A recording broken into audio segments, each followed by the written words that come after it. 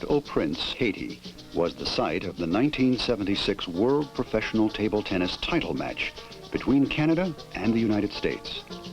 Situated on the western third of the island of Hispaniola, this enchanting Caribbean location provided the climate, charm, and hospitality that made the match a memorable event in the history of this exciting athletic competition.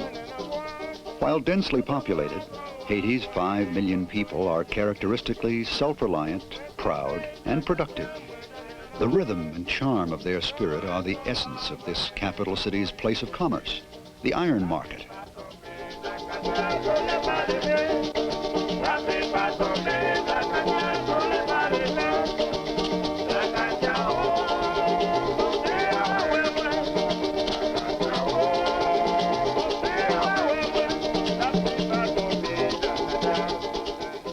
Haitian curiosity regarding professional table tennis was stimulated when the Seattle Sockeyes and Canada Cohos brought the sport to the very heart of Port-au-Prince, directly to the people at the center of the iron market, where a sensational, crowd-pleasing demonstration was performed 2 days before the title match.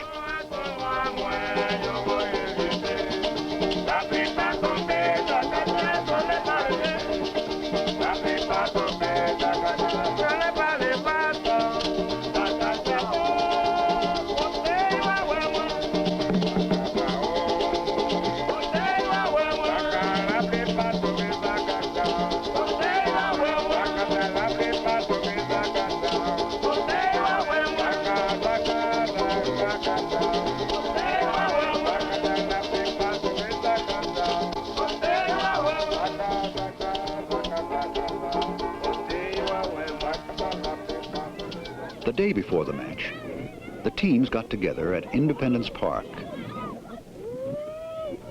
The title players represented the cream of the international professional circuit.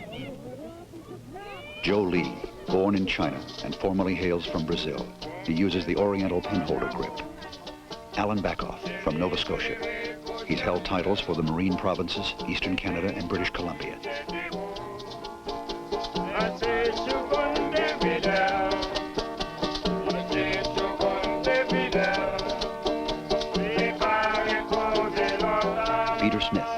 Coach and captain of the Canadian team.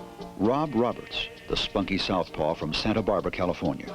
He was intercollegiate champion at UCLA and the U of W. An avid reader of the spin, Rob has a devastating forehand loop drive that he uses for the kill.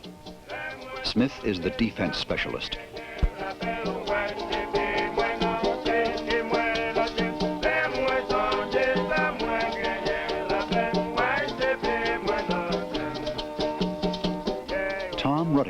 American team leader, considered one of the top 10 professional players in the world. He uses the handshake grip, giving him the hammering two-winged attack. Zoltan Pataki escaped from Hungary in 1970, but before leaving, he won many tournaments in Russia, Romania, Bulgaria, Czechoslovakia, and Yugoslavia. In Canada, he's held numerous titles and won the Northwest Singles Championships.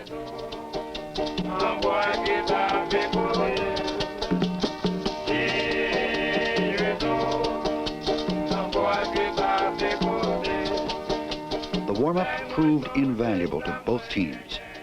The outcome of the match was anybody's guess.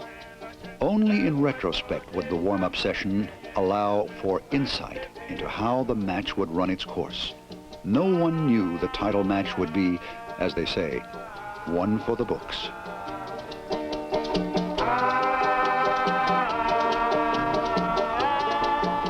The match was hosted by Mike McClaney at his Royal Haitian Hotel, one of the Western Hemisphere's most beautiful casino hotels. The international favorite of Caribbean visitors, the luxury accommodations, generous hospitality, and exotic cuisine of Caribbean and continental dishes made the Royal Haitian the ideal place for the 76th professional table tennis title match.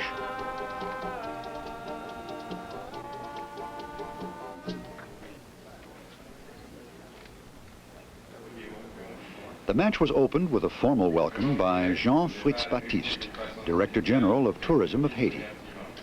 The audience was comprised of press people from 5 continents, diplomats, officials, and table tennis fans from Port-au-Prince. The match went 7 games.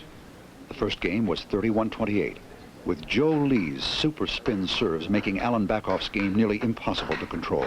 Joe literally looped his way to victory.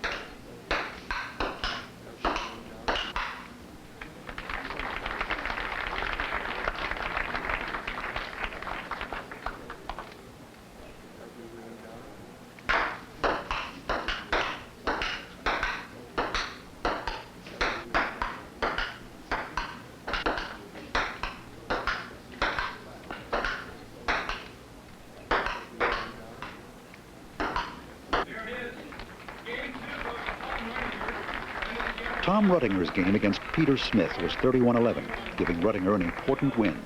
The game was dominated by a blitzing aggressiveness combined with Ruttinger's forehand loop drive that virtually overwhelmed Smith.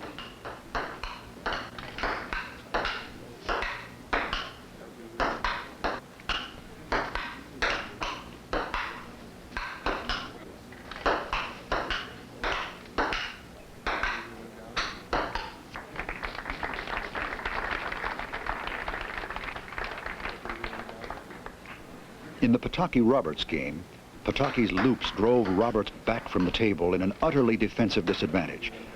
His smashing win gave the Canadians their first win and a newfound confidence.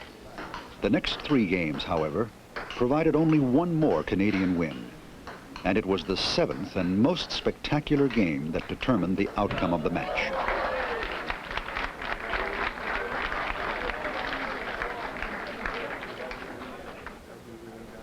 Pataki-Ruttinger. Determination, confidence, aggression, neither conceding to the defensive game. Both resolved to capture this most important game of the world title match. The biggest point spread of this remarkable final game was only 2 points. Both Pataki and Ruttinger were reluctant to resort to a single defensive gesture. The rallies were long, hard, and solidly aggressive. 2 offensive forces in a confrontation that brought the last moments of play of this title match to a 30-29 lead by the Americans. The last point of this dramatic match was the quintessence, grace, and spirit of professional table tennis play as it can happen only once in 1,000 games. Ruttinger served. A swift top-spinning backhand shot that set the rhythm for one of the most elegant and balletic points ever played in professional table tennis match play. Ruttinger's and Pataki's natural abilities to read the ball, to virtually know beforehand how, when, and where the return will take place, literally mesmerized the audience. The point seemed to be played as if it was scripted, rehearsed, and reenacted many times before. It was truly a profound display of virtuoso control, of all the nuances and finesse of a simple and lovely game.